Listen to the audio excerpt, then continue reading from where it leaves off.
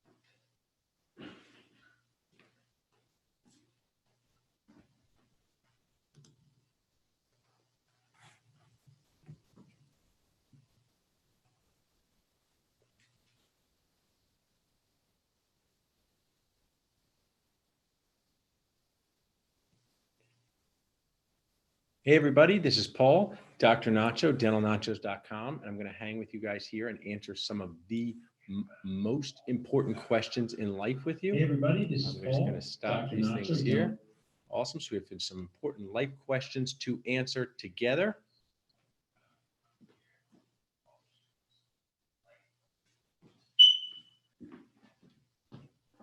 Okay, so today is Thanksgiving, one of my favorite holidays, and life is about answering good questions. Life is about asking good questions. And here is my question for you. What is more important, your dignity or pie? DentalNachos.com. What is more important, your dignity or pie? I think we both know the answer to that. So I am 42 years old. I have been to a lot of Thanksgivings, and I want to help you have a successful and less stressful Thanksgiving. One of the things that I do is talk to dentists about how to talk to patients, how to connect with them, how to know the answers to weird questions. And one of the things I say is everything that matters needs a system, and everything matters. If I look a little sweaty, I went to Orange Theory so I could eat whatever I want today, because the rule is if you go to one exercise class on Thanksgiving, all the calories don't count. Don't check out the math on that. Just do it. Believe me. Don't do any studies. It doesn't matter. Have 3,000 calories of stuffing today. It doesn't count. So everything that matters needs a system, and everything matters. So when you're talking to a patient and they ask you kind of a weird question like, why does my sister's insurance cover everything and mine, I have to pay you $500 for your super expensive crown? You want to be like, this is what you and your sister talk about? That's kind of boring conversation topic. But what you do say is, that's a good question. I would want to know that too. So I have a system for you to be successful at the holidays, to increase success and decrease stress. And I wrote it down on a board here for you. So first, we talked about this already. Everything that matters needs a system, and everything matters. That is never more important on one of the greatest holidays of the year, Thanksgiving. Everything that matters needs a system, and everything matters. Second, know your core mission. So what is Thanksgiving about? What is the true meaning of this holiday? Spending time with family and friends? That's just the nonsense we tell our kids so we don't seem like monsters. You can see your family and friends any day you want. But this is a special day, and this special day is all about food and drinks and food and sides and drinks and food and just eating whatever you want. Life is hard. Life is long. You get out there and you eat your feelings away today. That's what I do. So first, we reviewed everything that matters needs a system, and everything matters. Know your core mission. Next, manage awkward conversations. So on Thanksgiving, you see some family that you know, but there's always some family member that you only see this one year, and they will get you trapped in an awkward conversation. Cousin Bobby comes up to you, got your cheese plate, you got your wine, you're ready to get started. First minute of the quarter of Thanksgiving, ready to get started. He comes over, you see him coming over, Cousin Bobby, and you know what he's going to do. He's going to engage you in some sort of political conversation where you say nothing and he says everything, where he keeps talking and you just nod, and you don't want to be in that conversation. That's going to distract you. That's going to ruin the wine. That's going to ruin the cheese. Do you think the cheese and wine pair well with awkward conversations? It does not. So Cousin Bobby's about to come over and he's going to start saying, this presidential candidate, insert name you do not know, can you believe they're saying this about this issue you don't really care about? It's probably a bit minor anyway, but Cousin Bobby's there. He's in front of you. So when Cousin Bobby says, can you believe Senator blah, blah, blah does blah, blah, blah, and you say, do you still live in your parents' basement, Bobby? He's like, it's the attic. That's not making it better, Bobby. So how do you get out of this situation? And here's how you do it.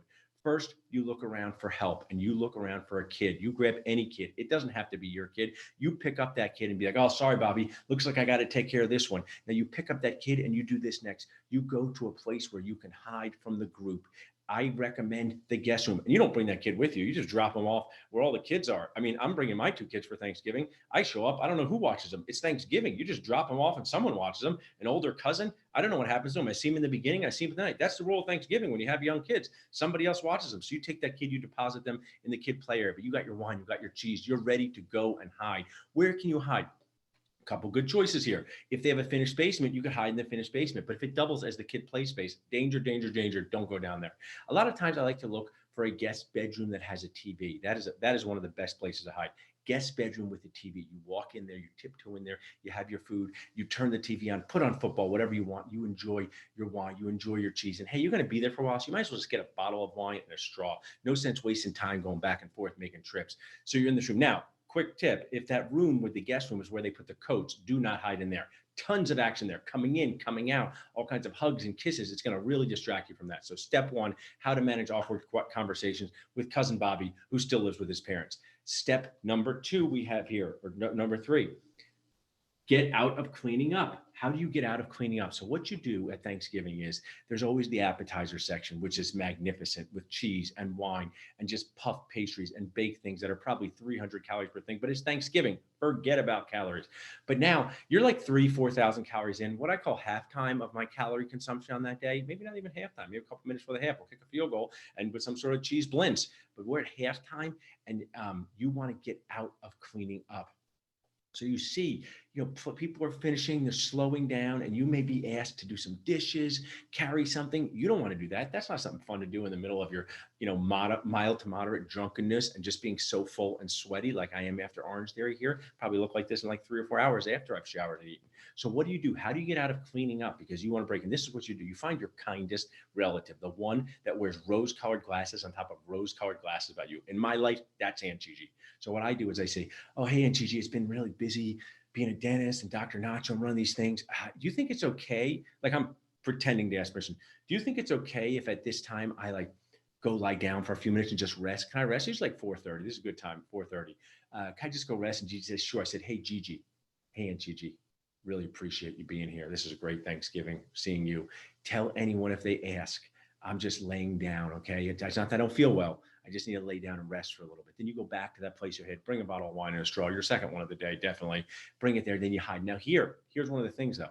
You can't fall asleep, because if you fall asleep, you're gonna miss the best part of Thanksgiving, pie time. You're gonna miss the best part of Thanksgiving, pie time. So you just rest, stay sitting up, maybe lean back a little bit, but don't fall asleep, because then you gotta get back for pie time.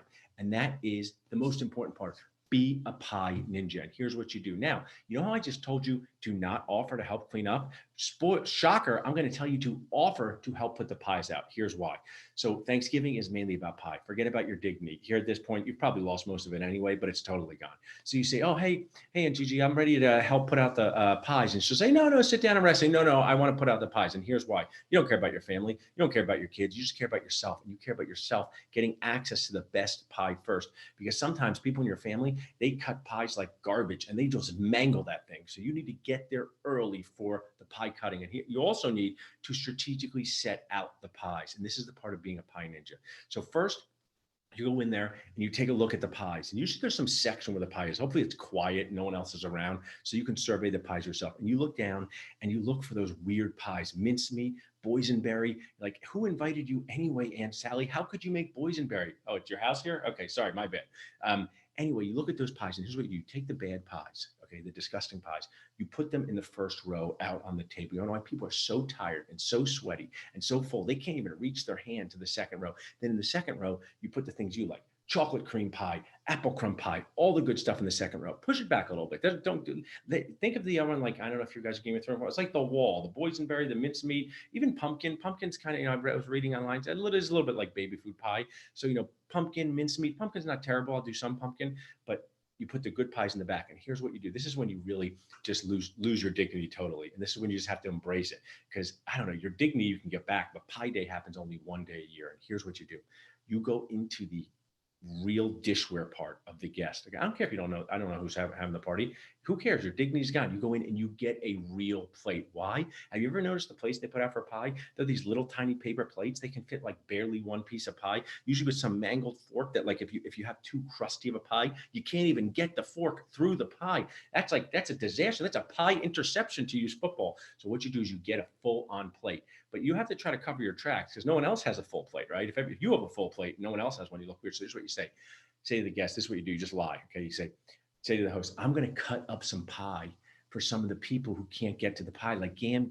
She sits the whole time. I'm going to bring Gammy some pie. And then you seem like a good guy. You didn't bring Gammy any pie. And what you do is you say, can I have like the good knife? So you always want access to the good knife. You want the access to the pie cutting knife. You don't want access to that plastic thing that breaks. And you cut yourself like a fourth of each pie that you like. You put it on the plate, okay? Then you dress it up with a few plastic forks. Forget about the environment for this moment.